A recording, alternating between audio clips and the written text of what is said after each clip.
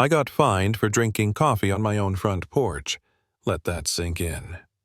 One morning, I walked outside like I always did, sat in my chair with a mug in hand, and by the time the steam had even started to fade, I was staring at a violation notice taped to my door.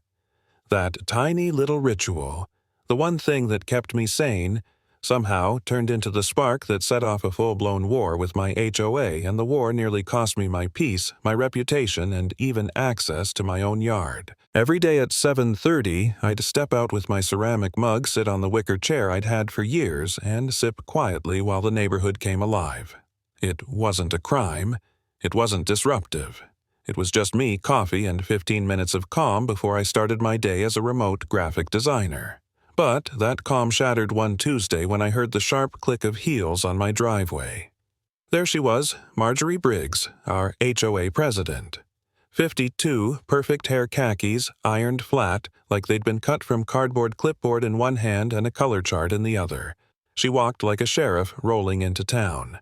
"Good morning, Nathan," she said. Voice sticky sweet, but dangerous underneath. And before I knew it, she was snapping photos of me like I was a criminal caught red-handed. She held up that color chart next to my mug, actually comparing shades of brown liquid, and then, with a flourish, she pulled a violation notice from her clipboard. Unsightly beverage display. Section 12.4. $25 fine. I laughed, thinking it had to be a joke, but when I gestured with my cup, a few drops spilled onto the paper. Big mistake. Destruction of HOA documentation, she hissed. Another $15. And then my wife Emily stepped outside in her robe holding her own coffee. Marjorie turned to her like a hawk spotting fresh prey. Within 30 seconds, Emily had her own violation notice too. Both of us fined for drinking coffee. It should have ended there, just an absurd little run-in, but it didn't. Because Marjorie wasn't just enforcing rules, she was creating them. 2 days later, she called an emergency HOA meeting. The whole neighborhood gathered confused about why we were there, and Marjorie marched in with a full PowerPoint presentation. Beverage visibility and property values, the first slide said. She'd made charts and graphs about how brown drinks on porches were supposedly lowering real estate prices. I raised my hand and said, "With all due respect, I read the bylaws last night. Nothing mentions beverages." She didn't flinch. "Neighborhood standards must evolve," she replied like she'd rehearsed it for weeks. Then the board voted. 4 in favor, 3 against. Just like that, the coffee ban was official HOA policy. From then on, I was her target. Violation letters piled up. My HOA card stopped working at the pool. My posts on the neighborhood forum got deleted within minutes. Neighbors who used to wave at me now crossed the street. Even kids were avoiding our yard. It was like I had some contagious disease called non-compliance. And the more I fought back, the worse it got. One Sunday, I decided I'd had enough. I texted every neighbor I knew and set up what I called Coffee Rebellion. 30 households stepped onto their porches at the exact same time, mugs raised high giant thermoses, neon tumblers, chocolate milk, iced coffee, like a suburban flash mob fueled by caffeine. For 10 minutes, it was glorious. Marjorie stood frozen, clipboard trembling, trying to photograph everyone at once. She shouted, "This is not a coffee festival. Every participant will be fined." But you could see it in her eyes. She was overwhelmed. For a moment, I felt hopeful. Maybe this was it. Maybe she'd finally realized she couldn't bully all of us. But then she came back with something worse. Legal documents. Cease and desist letters for unauthorized gatherings and community disruption. Suddenly the laughter stopped. People retreated indoors, clutching those papers like ticking bombs. And I was left standing there with the sick feeling that I'd just made everything worse. The next week, I hit bottom.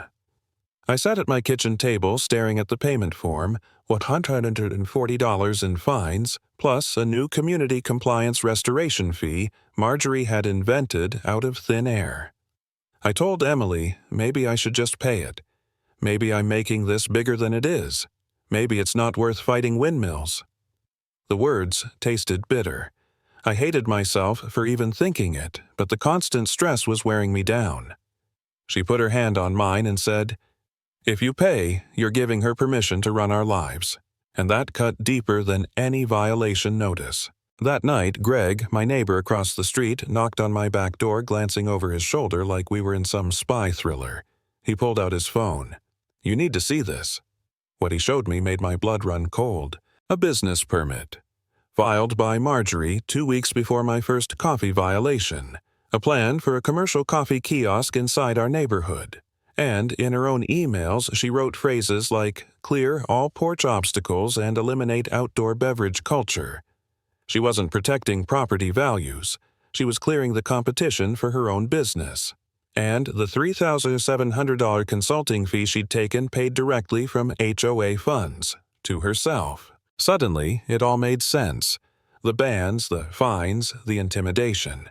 She wasn't obsessed with neighborhood aesthetics, she was building a monopoly. I snapped out of my funk. This wasn't about me being stubborn. This was about corruption. With Greg's help, we collected everything: permits, emails, payment receipts, even a recording of Marjorie bragging about perfect market conditions. We took it all to the next HOA meeting. The room was packed.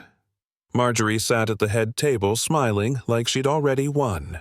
"Tonight, we will address ongoing violations," she began that same rehearsed tone. But I didn't let her finish. I stood up.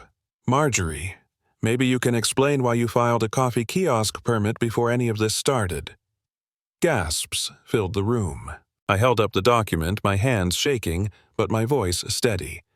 Greg followed with the receipts, waving them in the air. "And why you paid yourself consulting fees with HOA dues." "Our money."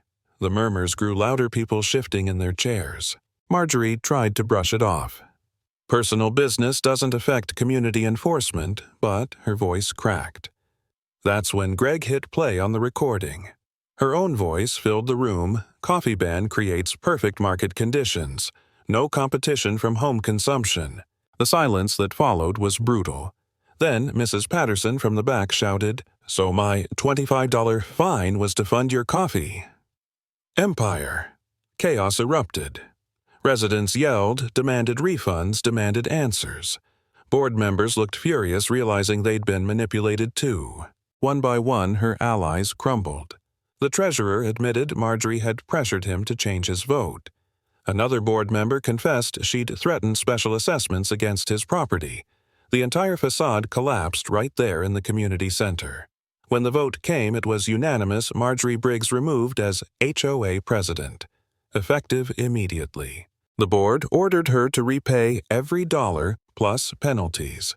But the part that hit hardest: the community decided her restitution would be public. For the next 2 months, every Saturday morning, Marjorie had to stand on her lawn with free coffee dispensers, pouring mugs for the very people she'd fined, apologizing to each of us. That's where my story ends, on the night her reign of clipboard tyranny collapsed under the weight of her own greed. The lesson: sometimes the stupidest rules hide the ugliest motives. And if you don't push back, even something as simple as a morning coffee can become the excuse someone uses to control your entire life.